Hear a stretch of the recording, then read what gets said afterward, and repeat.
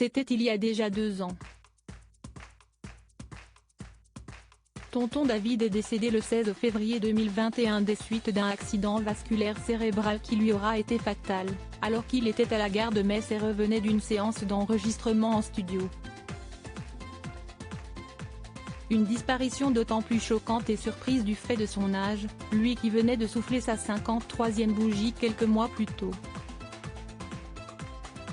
Un drame qui a laissé un vide dans le monde de la musique française, et encore plus dans la grande famille du reggae et du dancehall, registres dans lesquels il s'était fait connaître et aimait évoluer.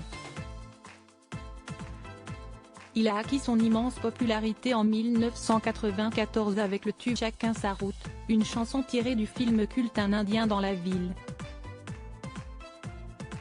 Mais loin de vouloir profiter de cette incroyable exposition qui lui a notamment valu une nomination aux Victoires de la musique en 1995, celui que l'on connaissait également en tant que David Gramont à l'état civil a rapidement préféré s'éloigner du show business pour vivre loin de la capitale.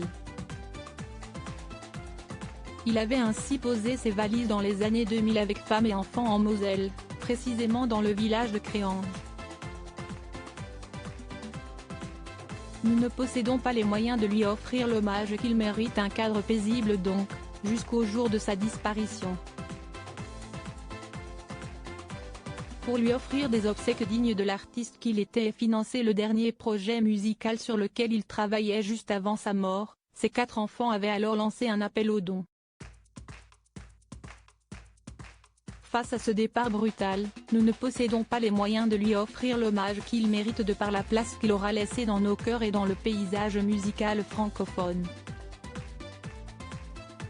De ce fait, nous organisons la présente cagnotte afin de récolter les fonds nécessaires pour son départ. Vos dons serviront à financer les frais funéraires. La sortie de son dernier album Un job ou un bise. Et pour soutenir, pour faciliter le deuil de la famille Gramont. Merci encore. Samuel, Zachary, Salomé et Théo, pouvait-on alors lire dans la cagnotte Litchi prévue à ce effet, qui aura finalement largement dépassé la somme espérée tout en créant une polémique.